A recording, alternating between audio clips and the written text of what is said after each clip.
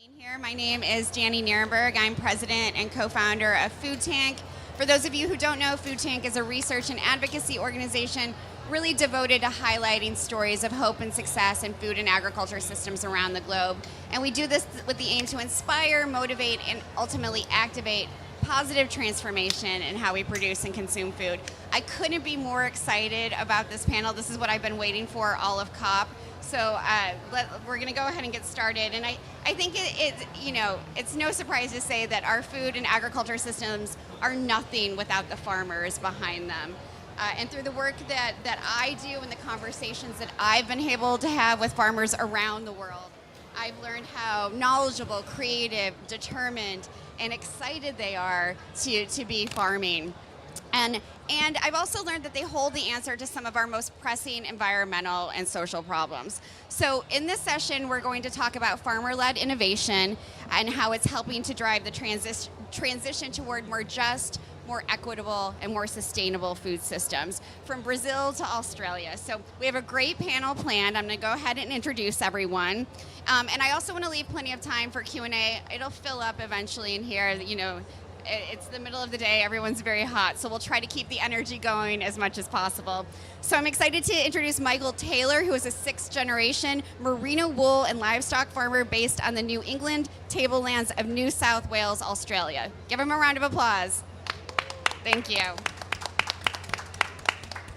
We have Karina Gonçalves David is a Brazilian farmer and agroforestry practitioner who co-founded Pro Novos Agroflorestal, where she cultivates organic food and trains farmers along with her husband. Fabrizio Mariano is an agroecology campaigner and activist and the founder of Instituto Originero. And we have Nathaniel Pell, who is a business and nature campaigner with the Australian Conservation Foundation. Give them all a round of applause. Keep this energy going. I am so excited to be sitting here with Australian and Brazilian people involved in agriculture and agroecology and doing incredible things. So my first question is for all of you. Can you start by talking about how the climate crisis is affecting your own farms or the farmers that you work with? So Michael, I'll start with you. Thanks, Danny. Thank you very much for having me here. I've just stepped off a plane this morning, so a little bleary-eyed. I think it's 2:30 a.m. at home. Very excited too because a couple of years ago I was on another panel at COP28 with Karina when they first started talking about food and agriculture. Right. Couldn't believe it had taken them that long, but sure. So I'm a sixth-generation farmer. We're on about 750 hectares. We're mainly sheep. We're running sort of between 3,000 and 4,000 sheep and a couple hundred cattle. And over the last 40 years, we've planted over 250,000 trees on our farm.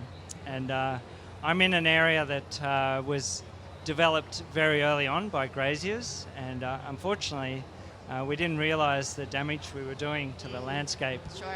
And between the 30s and the 80s, we lost. We went from about 30% tree cover down to 5% Wow. tree cover. And on our farm, we've managed to get up to about 23% again, planting 250,000 trees. But Incredible. a lot of the region still sits at 5%. So when we have dry years, we see a lot of farmers really suffering Sure. without the shade and shelter, because that really was our basic need, was just shade and shelter from the trees. Right. We've since obviously learned about all the other amazing things the trees have brought. So whether it's biodiversity and alternative enterprises as timber but these days carbon is something too, obviously, that we're storing a lot of on our farm. So yeah. That's great. But it's just brought a lot of resilience, not only for our business, but also for our social well-being. So, Right. It's helping a lot of farmers around us too as they see that. But a long way to go. Right, absolutely. Economic resilience, social resilience, environmental resilience, these all have to go hand in hand. Nathaniel, if I can turn to you and if you can talk about the farmers who you're working with and what they're seeing and how they're impacted by the climate crisis and how they're responding to it. Sure. Well, we do a lot of work with people who are obviously at the leading edge, I guess, of regenerative farming, who are either trying to transform land that has been badly looked after, much Sure. as Michael described, and I guess most of Australia is agricultural land, about 55%. A lot of that is really well looked after lands, but a lot of that has been damaged for about 200 years, the best part of 200 years. And so we see farmers who are abandoning cropping, for example, and shifting to livestock because the land that they've been working for decades is no longer able to produce food the way it has for the last few decades. One farmer in Queensland in particular talked to us about his dad just kind of understanding that they had about 60 years of farming the way they were farming, Yeah. and they'd have to give up on that land and go somewhere else. Sure. And I think decades ago that was the attitude of a lot of farmers. You just, to use the Australian vernacular, you flog it for as long as you can until it's no good anymore. Obviously, you run into problems when decades later we're running out of land, Right.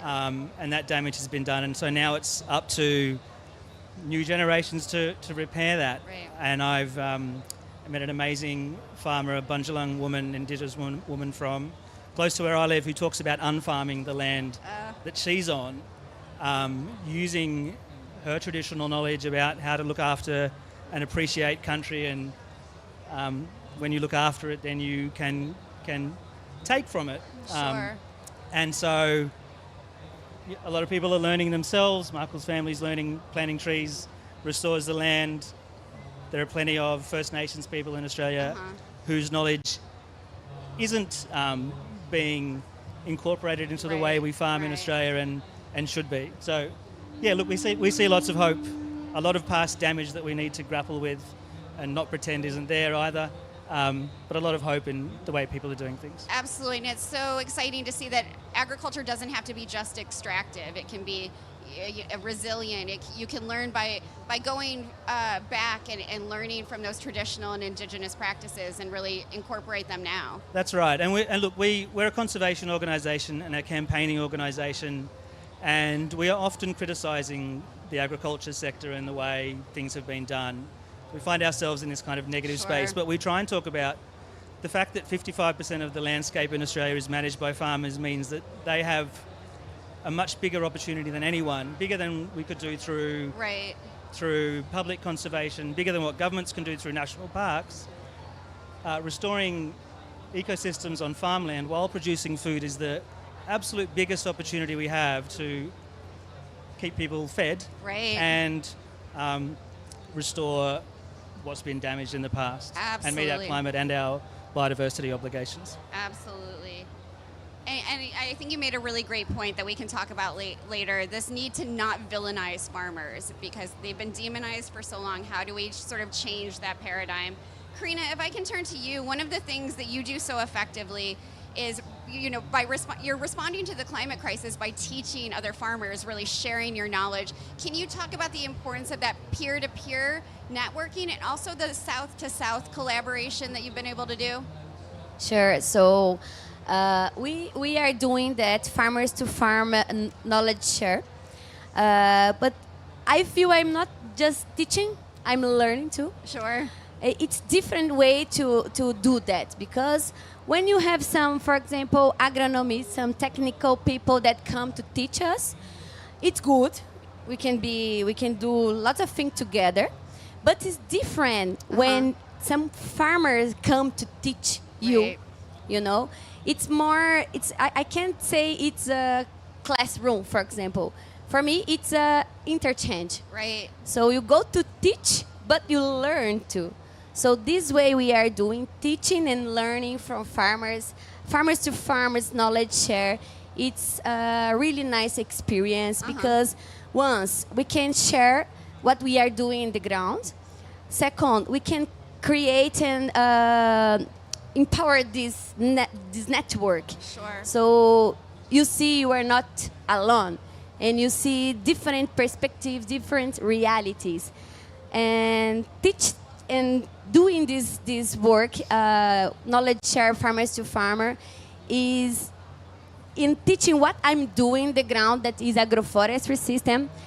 It's amazing because once we teach them, we show the opportunities to grow forestry and food at the same time. And I didn't learn it from the universe. I'm doing that. So I can teach, but I can show what I did and what the results I had about it. So it's more than teach, is to show different perspectives, is to show that it is possible. And it's better when we saw they are practicing it and they are having results from that. So once we work with agroforestry system and with agroecology, we know that is a resilient system. It's a resilient way to grow food, to do agroecology and agriculture, to practice agriculture. So this is really amazing that we can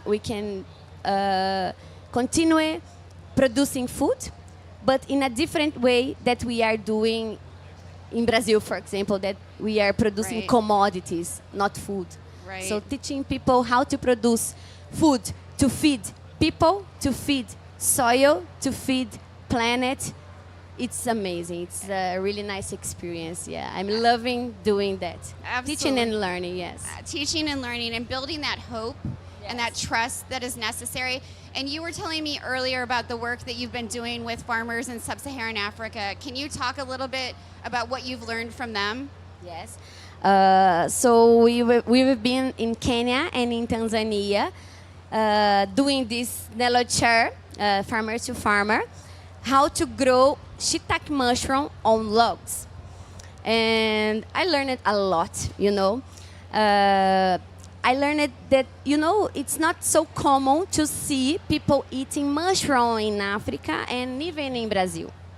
But before go there to do this workshop, we studied the situation of the region and realized that they are starting to eat mushroom. Yes. So this is the first thing that we learned. They are eating mushroom. It's growing everywhere, not only in Europe or other places. People are learning to eat mushroom. That's food too, because we normally, it's habituated with vegetables and with animals when you talk about food, but mushroom are there as food and really healthy food. Dense. Exactly. Yeah. So this was the first learn from them. And they have, for example, Kenya and Tanzania, the places where we've been, they are really touristic places. So they have the European people that come to visit them, and they eat a lot of mushroom.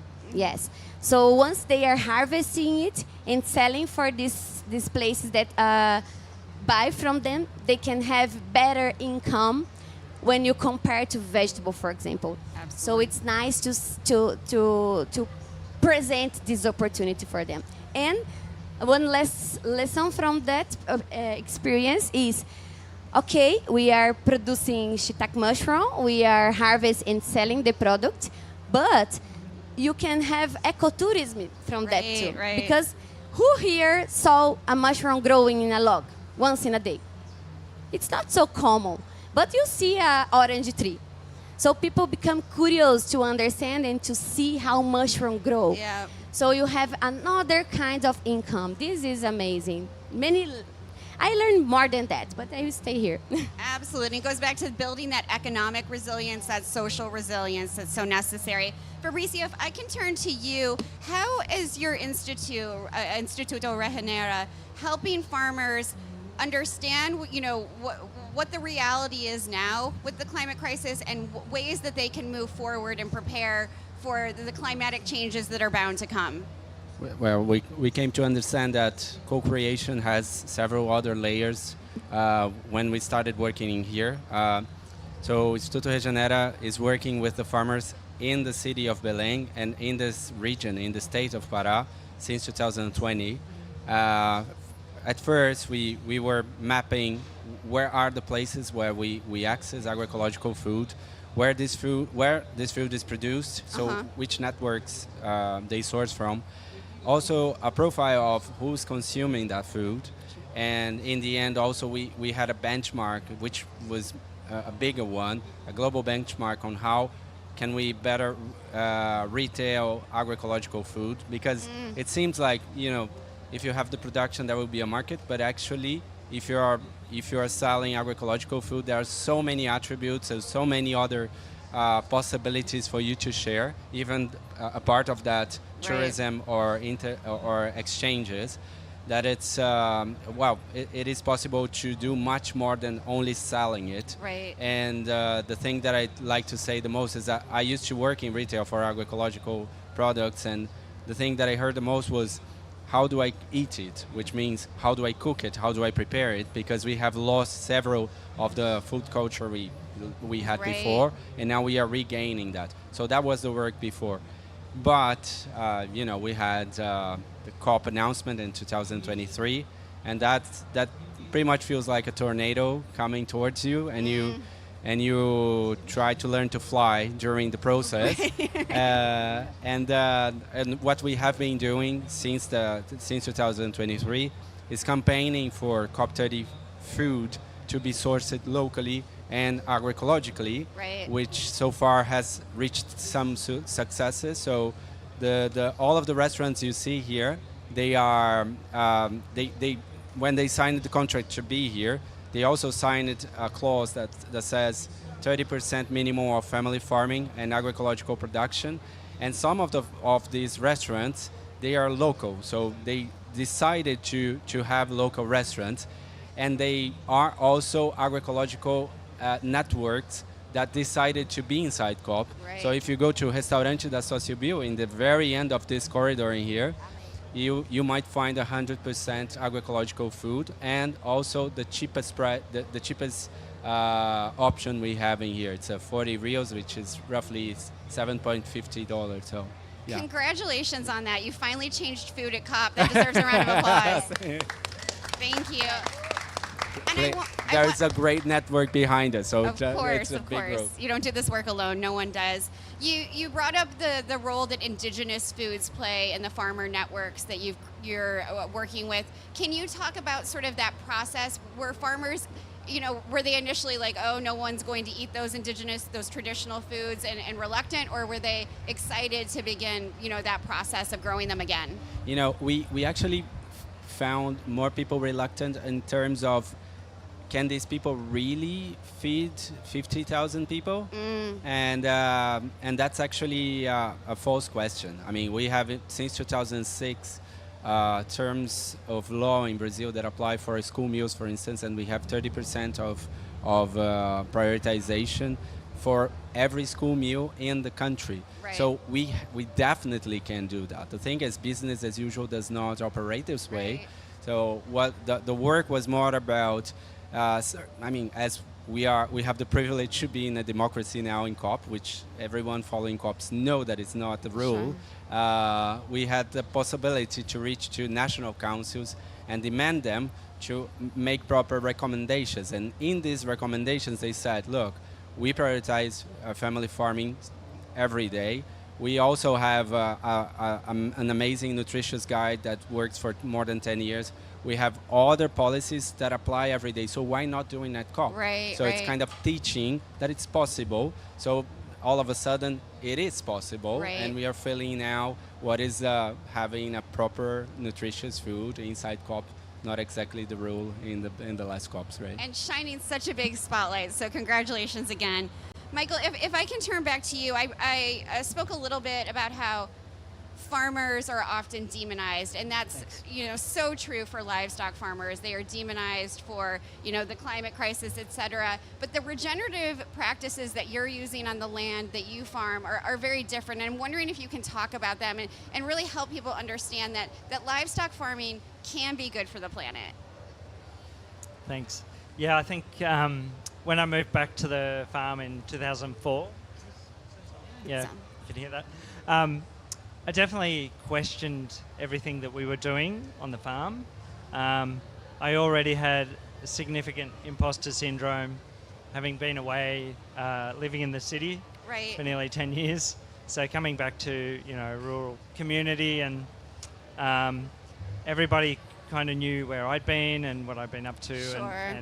It was, but I definitely, having a lot of friends in the city that, like you say, do demonize Right. animal farming or agriculture, chemical farming, or whatever you want to refer to it to. But so I questioned everything that we were doing. Right. And in the end, I realized that the growing wool, merino, was actually something that I could do without any fossil fuels at all. And the sheep are incredible. They just eat the grass and turn it into wool and meat every year in, year out. All the native grasses. We've got on average, over 50 species of grasses in our Amazing. pastures. And they do it under the trees that we're planted as well. Right. So fossil fuels you don't have that scale. So fossil fuels are still the issue. Sure. When it comes to extraction from the land. So we've got to be really aware of that. And that does make it really hard because there's a really big push on production in Australia. Right. But with the natural capital accounting, we're able to show that where the crossover between conservation and production is, where you can actually maximise productivity, Sure. which is more important. And that's where we're getting the most efficiency. So there's a way to go, but it's changing the culture is really, really challenging. Sure. And but to be able to get up here and tell our story to everybody, and that's what inspires me to keep getting out and telling our Sure. story. And we've got a lot of agritourism as well, so it's only small groups at a time, but everybody gets to see what it's actually like, where we're producing a lot of food and fibre. Absolutely. But we've also got a lot of biodiversity and nature on our farm too. So Yeah, and that natural capital accounting, we were talking about peer-to-peer networks and farmers sharing. How do your neighbors feel about what you're doing? I think they're definitely curious, and I occasionally will get farmers come up to me very sheepishly asking, so No pun intended, right? yeah, no pun intended, asking, how we're doing things and what they need to do to change. Sure. So I think there's definitely a lot of farmers that do want to change, but in the current system, it's challenging to Absolutely. break out of it when everything's pushing you the other way. So Right. I think regulation is changing, and with the environmental markets, it's definitely making it more public. Sure. There's potentially money there to help with that change too, Right. but we've got to be really careful of the perverse outcomes. So even in our area, we're already seeing farms being brought up for carbon projects, Right. and agriculture being pushed out, which is really, really scary. Worrisome for sure. Yeah. And and the competition for renewable energy as well. So we've got to make sure that there's integration. And it All doesn't those competing interests. all those competing interests for land. But we've well and truly proven that we can do both, Yeah. and we can still do it profitably. And there's a lot of other farmers out there that are doing it. We just need to keep elevating those stories, Absolutely. so that our leaders can see that it can be done. Yeah, Successfully. absolutely. Yeah, the storytelling is key. The proving that economic resilience is there. We can come back to that later. But Nathaniel, on the point of farmers often being villainized, it's because all of us as eaters don't really understand what farmers are trying to do. And I wonder how you work to change that sort of mindset and help people really understand. Yeah, look, it's a difficult one for us. As I said before, we are a conservation organisation and a campaigning organisation, and we're campaigning to have a different system to the one we currently have, and that includes talking about the problems a lot. Right. It happens to be that talking about the problems and the the destruction in some places that is still going on is what grabs people's attention. And we often gravitate towards those stories, or at least the media gravitates towards those stories. Sure. I think in terms of, the minutes of production of content that we do, there's a whole lot more of it that is focused on farmers like Michael and others around Australia who are really demonstrating that you can have tremendous biodiversity on a farm while producing food, even while producing beef. Sure. And so I think we can have the conversation where we have to acknowledge that we can't all eat the amount of beef that the average Australian or American eats, even if it's farmed regeneratively. We just couldn't do that at a global scale. But that's not to say that those individual farms who are producing beef aren't doing amazing things for nature. They genuinely are. We have a program called the Platy Project, which is short for the Platypus Project, because we have to shorten everything in Australia. But if people don't know about the platypus, it's a pretty unique creature, and it's a really good litmus test of the quality of the ecosystem at a location. Sure. If those platypus can survive in the creeks and waterways, then it means that there's a whole lot of beneficial insects around for them to eat, because that's what they eat. There are crustaceans living in that waterway, and it's clean water, and you can't get that unless you're looking after the landscape around it. So we try and do a lot of storytelling around this project, and it's a very exciting one, and television loves it. They love getting down and seeing platypus on a farm. So we try and balance that, and it's a hard one, and my colleague here works in the communications department. It's a hard one for us to do as campaigners, to talk about the change that has to happen and try to maintain friendships with farmers. Sure. Because we put people off sometimes in the way we talk about things. So, look, I think the answer is having more people who are farming in the correct way, standing up and letting them be the storytellers, and giving them more and more space and a louder voice over, let's face it, the vested interests who don't want to change things. Sure. Or people who just, aren't ready culturally for change. And partly we have to drown out those voices who are advocating for business as usual. Right, absolutely. Keep uplifting the farmer voices for sure. On that point, Karina, one of the things that I have found, in my work over the last, 15 or so years is, while I understand how women are such an important part of our food and agriculture systems, that they make up almost half of farmers worldwide, that their stories are often not told. And I'm wondering if you can talk about the gender equity that needs to be sort of across our food and agriculture systems. Yes, nice question. First of all, remember that we are talking about health. And when we are talking about health, it's not only about this food, there is no poison or it's not GMO. Health is everything. So we need to have the health of the soil. We need to have the health of the production. Right. We need to feed people with healthy food. But we need to have health relationship. So it's impossible to have some food that you can call agroecological food or organic food if in this history or in this background there are violence or there are gender inequality.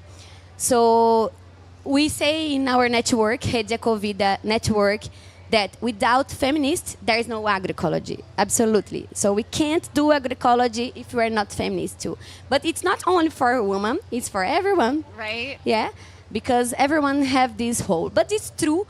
For example, my husband is there. And sometimes we are in the same table, Sure. We have the same knowledge and we are doing since the beginning together. But it's true that sometimes we are having a situation, for example, we have been in the street market for 9 years, and I faced it many times, the situation that, I came to Tali's tent. I came to Tali's farm. Sure, sure. It's so structural. Yeah. Yes.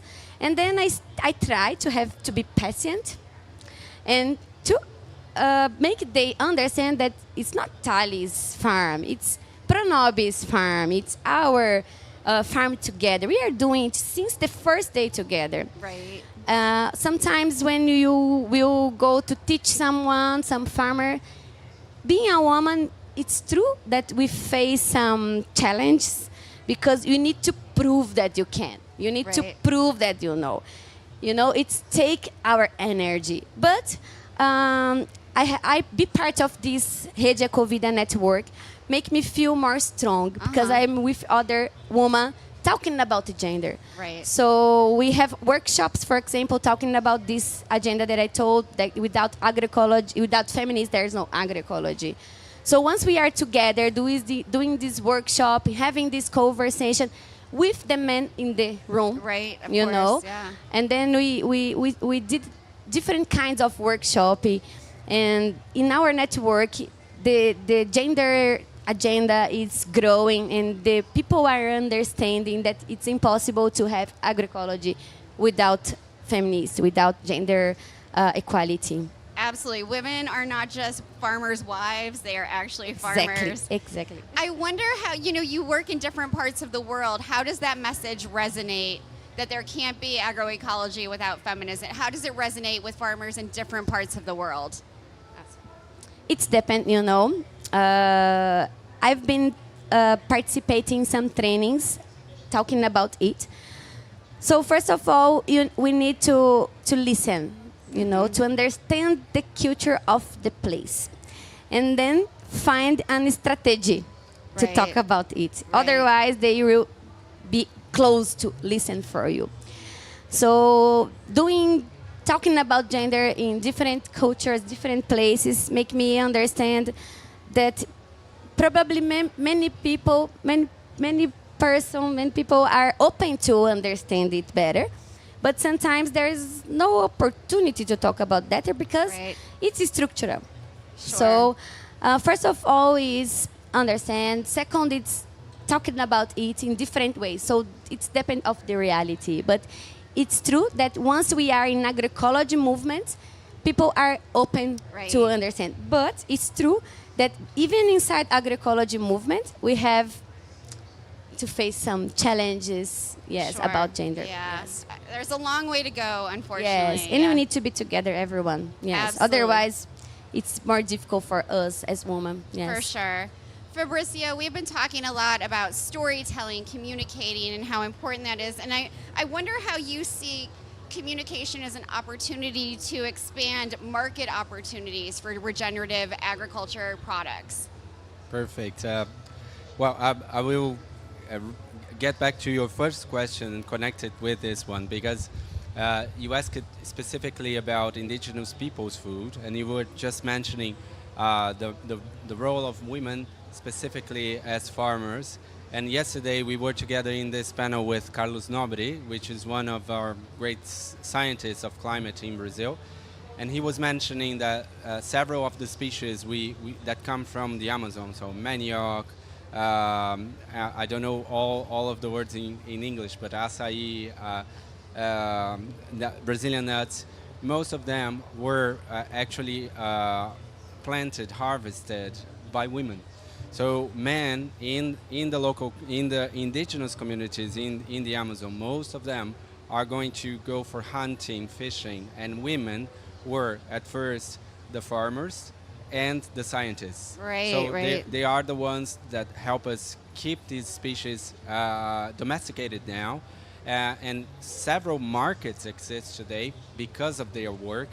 And to me, the best way to tell that narrative is putting your mouth where your heart is. So that means the campaign we are bringing is saying, look, it's possible and delicious. Right. It's possible and nutritious. It is possible and led by women. So if you go to the restaurant, you're going to notice that pretty much we have more than 80 people working in there. All of them come from the countryside of the state of Pará.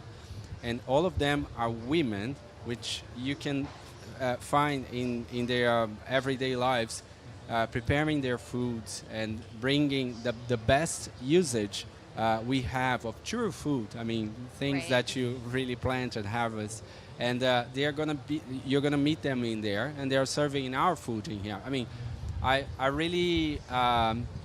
I really couldn't summarize it, but that's the type of narrative we want, Sure. like very tangible. So Right.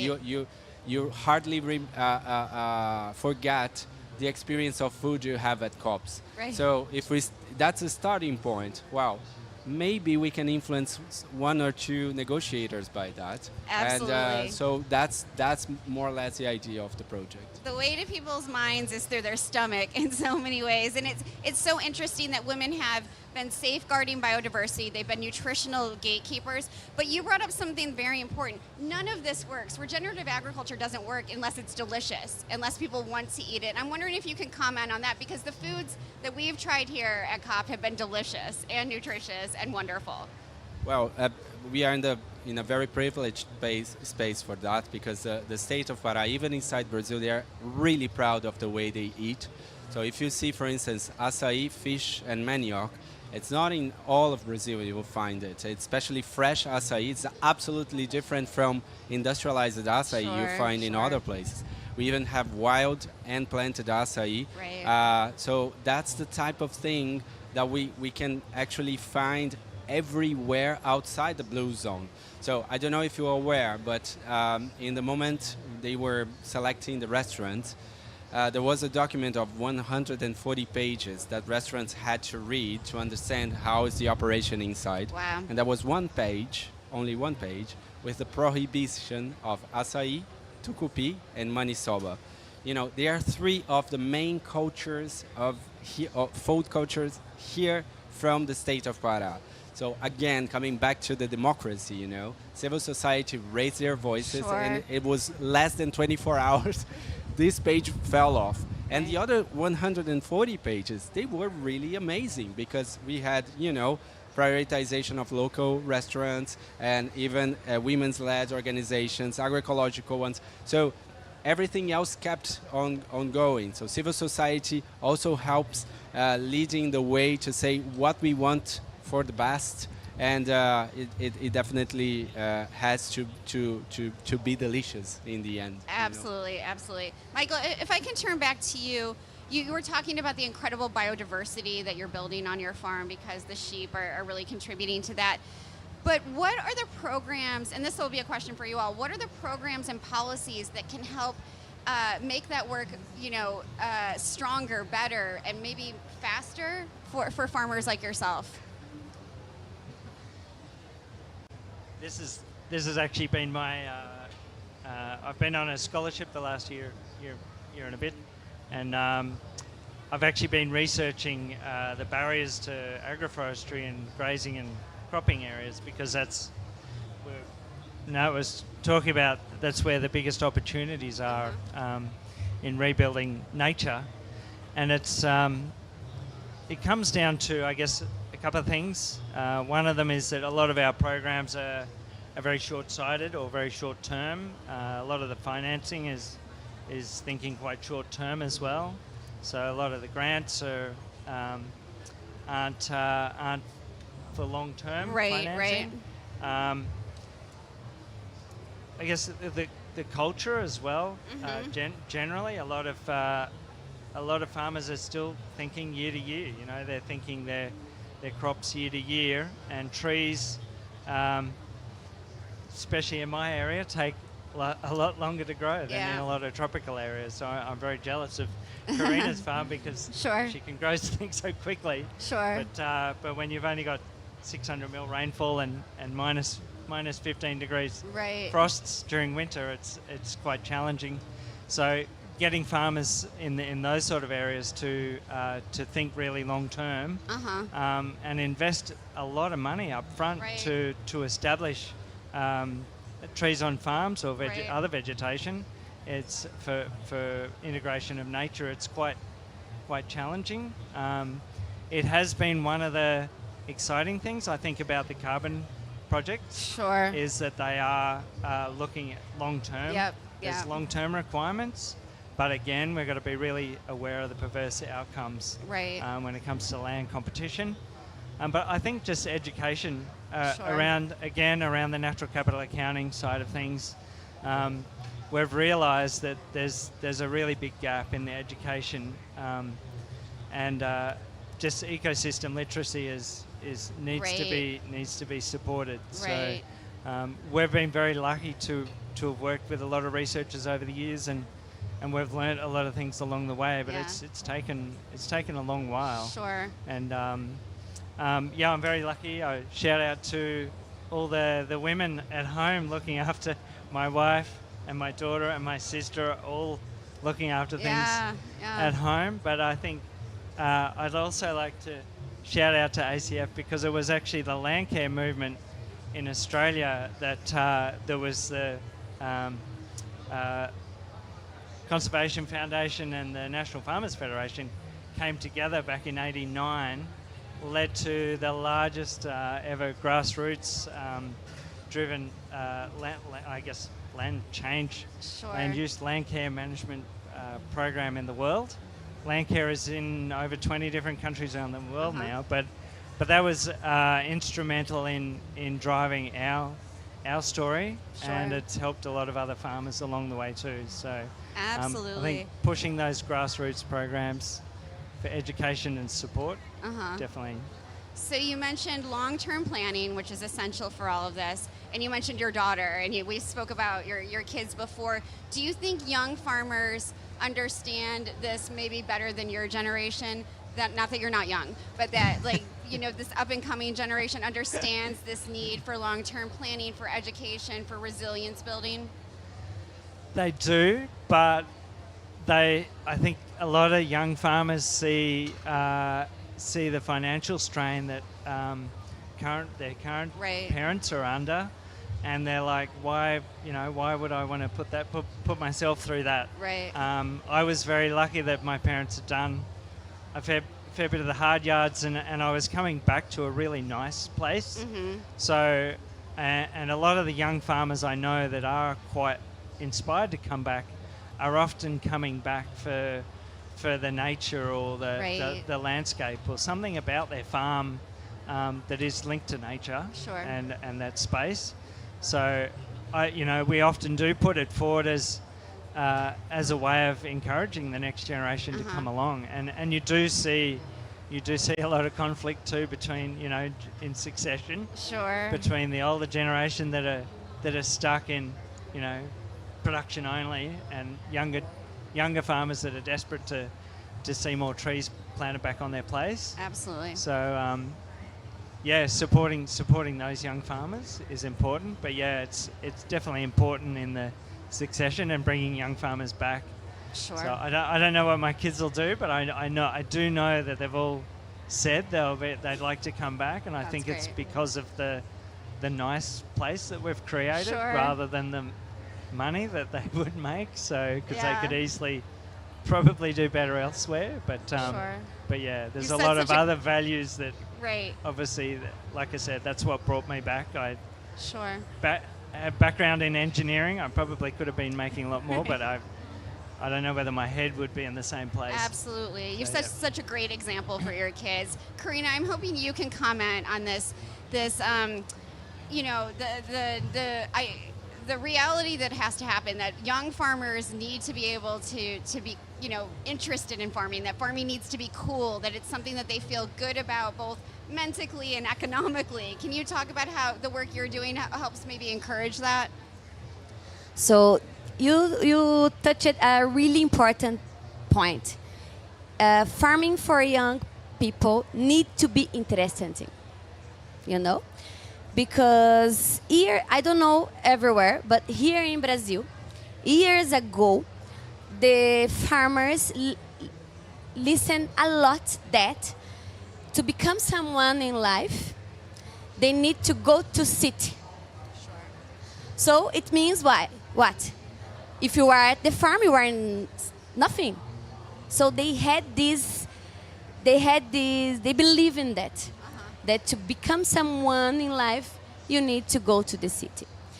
So this narrative, it's so strong here. I have neighbors, I have friends that are farmers, and they talk to me. I'm not from a family farm. I was born in the city.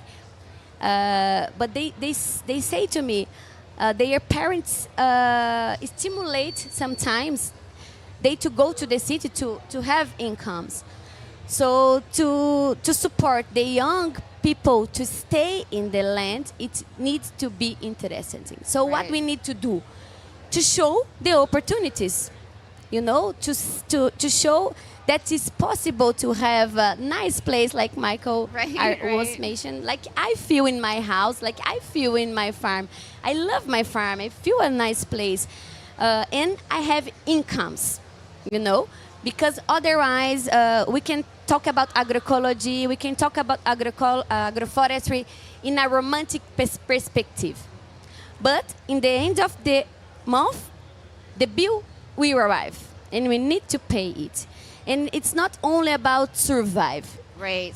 They want to grow. They want to have more and more. Not Right. only incomes, but experience. And they want to feel they are in the correct way. Otherwise, they will have fear to do this choice, to become a farmer. Right. Because it's true that to become an agroecological and agroforestry farmer, it's really nice. I love that. But is to become a farmer in general, it's a risk. Right.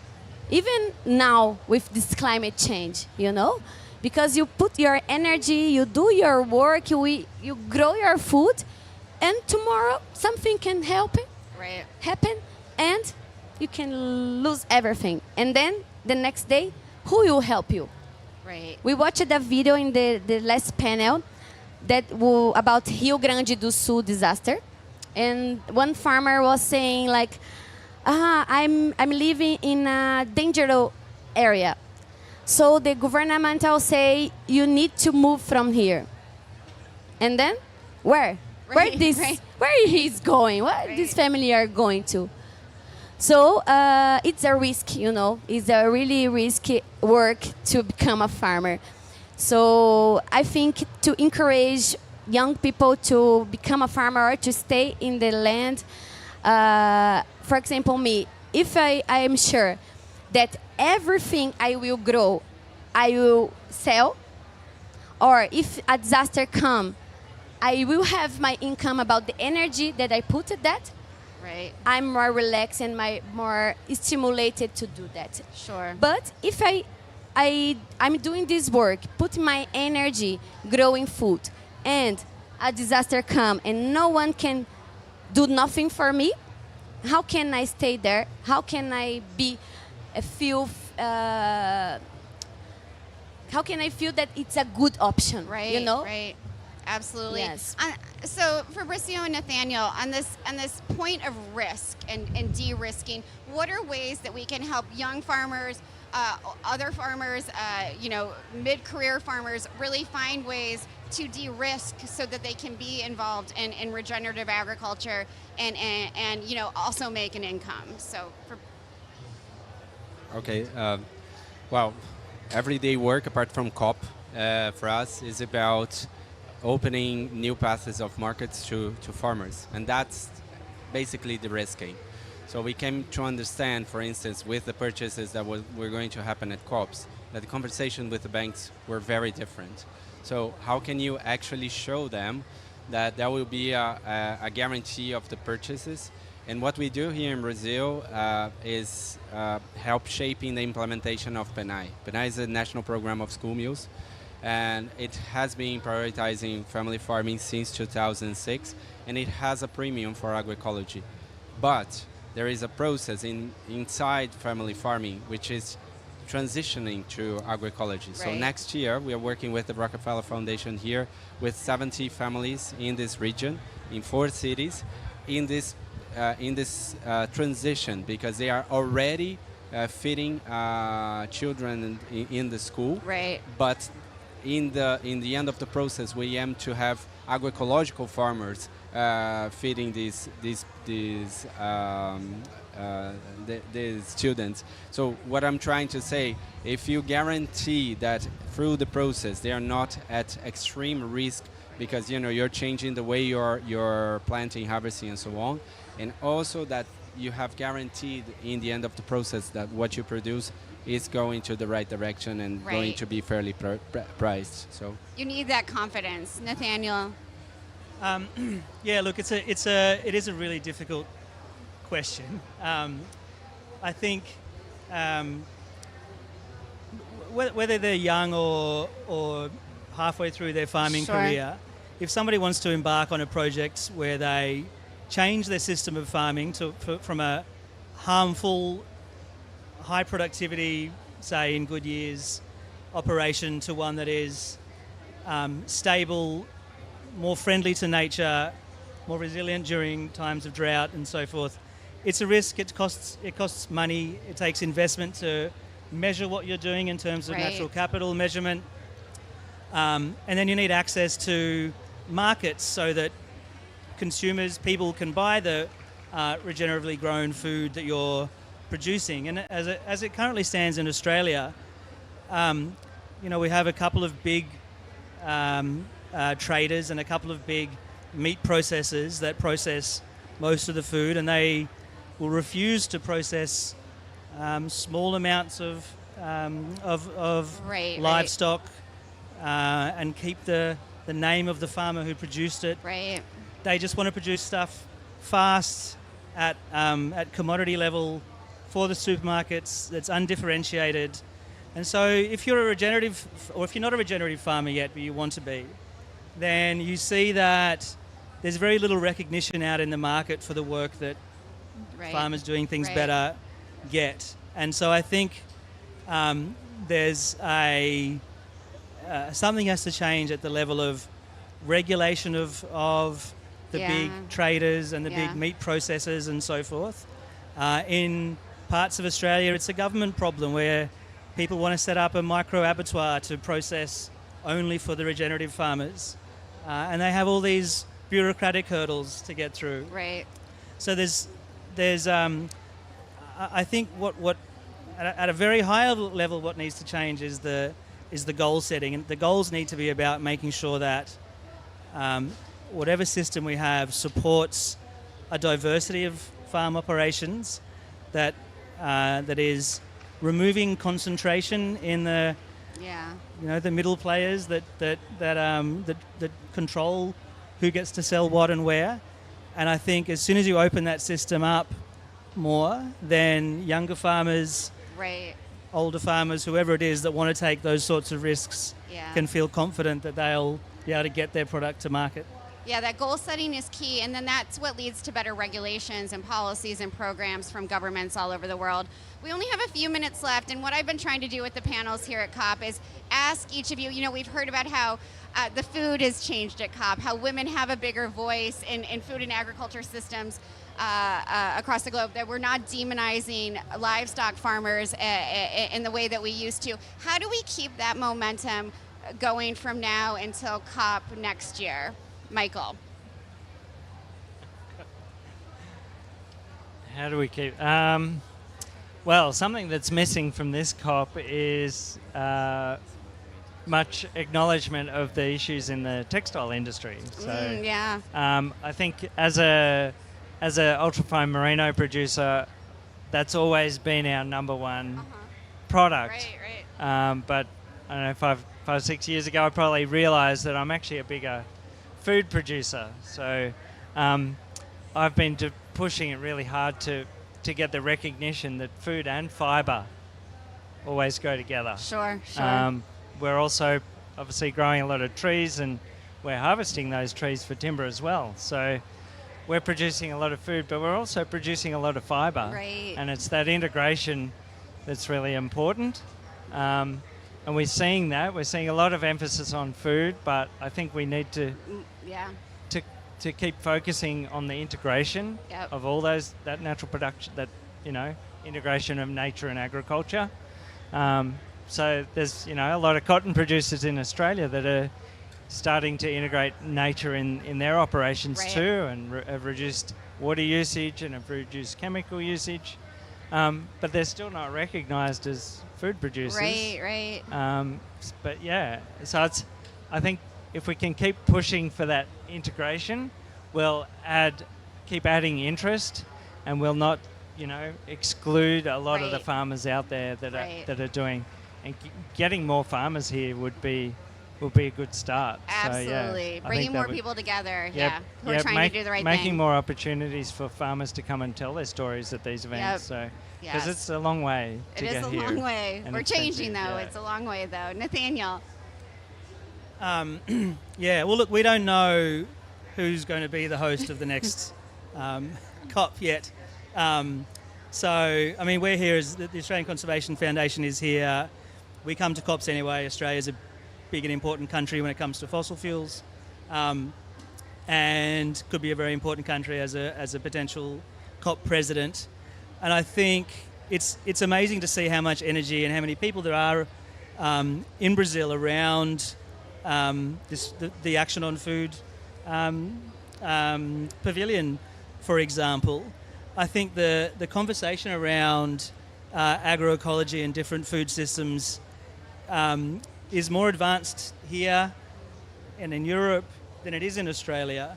So yes, we should have more farmers as part of the conversation, more of the leading farmers in Australia who are breaking the mold from the I guess the laggards that unfortunately are leading a lot of the Yeah, industry groups in yeah. Australia. And we need to have more of these international perspectives about smaller scale regional food systems that work, because I think Australians don't know about that. So it's going to be a challenge to put food on the agenda at COP in Australia. We're a big fossil fuel producing Sure. country, and that's where a lot of the energy has to be.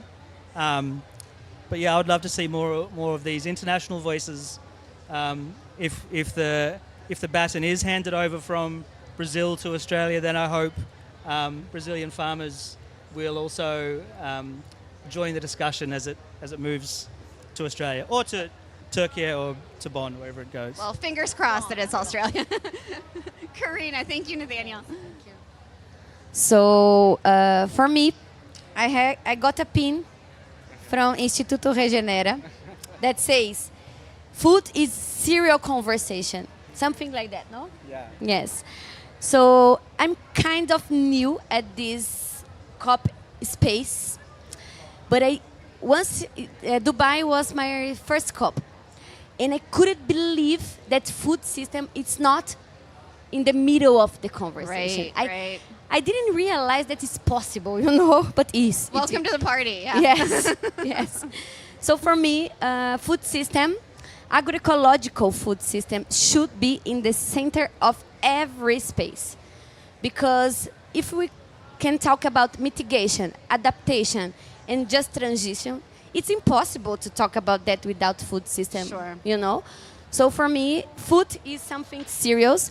And we need to talk about agroecology as a multidisciplinary tool to do Absolutely. that. Because when we talk about agroecology, we are not talking about only how to produce food. We are talking about gender, we are talking about equality, we are talking about just transition, we are talking about lifestyle, we are talking about life in general. So for me, is that. I love it. Fabricio, you get the last word.